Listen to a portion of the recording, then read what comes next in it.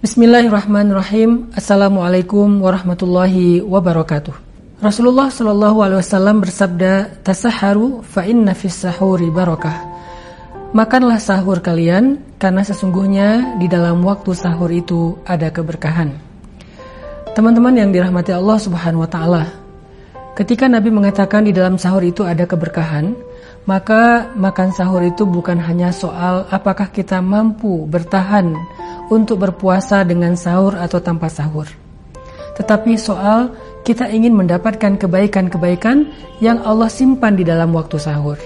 Karena kalimat barokah dalam bahasa Arab artinya ziyadatul khair, bertambahnya kebaikan.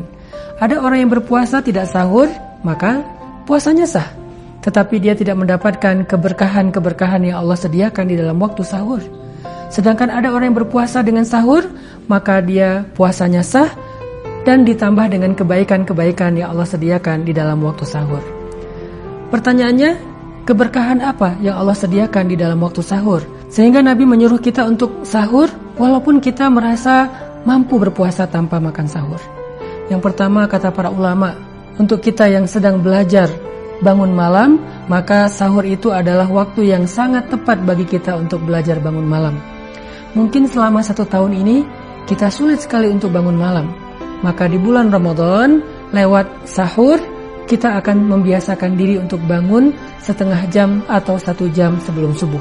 Dan sesungguhnya di akhir malam menjelang subuh itu adalah waktu yang sangat istimewa, waktu ketika Allah Subhanahu wa taala turun ke langit dunia dan menawarkan ampunan kepada hambanya. Hal min taib, hal min mustaghfir. Allah menawarkan taubat kepada hambanya.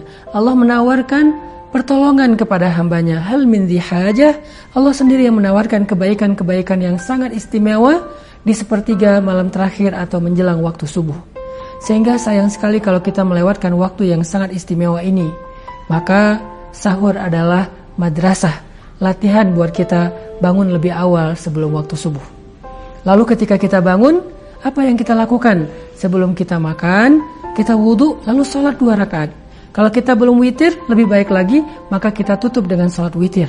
Kalau kita sudah witir di masjid atau setelah tarawih, maka kita tidak perlu menutup lagi dengan witir, karena tidak ada 2 witir dalam 1 malam. Cukup kita melakukan sholat 2 rakaat atau 4 rakaat dengan jumlah rakaat yang tidak ganjil.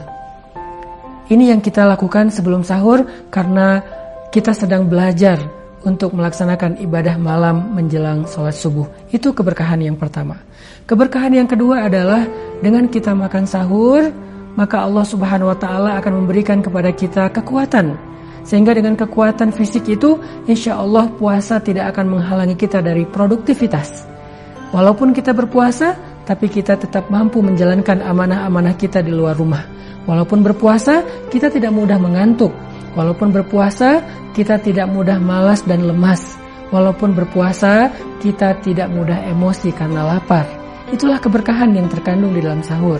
Dan yang terakhir, sesungguhnya dalam ketaatan kepada Allah itu ada kebaikan di dunia dan di akhirat. Sahur adalah ibadah. Bayangkan, makan saja ibadah.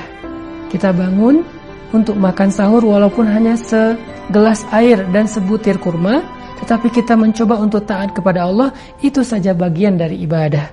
Sehingga orang yang bangun sahur dinilai seperti orang yang melaksanakan ibadah-ibadah ritual. Sedangkan orang yang tidak bangun sahur hanya melaksanakan puasa saja, maka dia kehilangan satu ibadah yang sangat istimewa.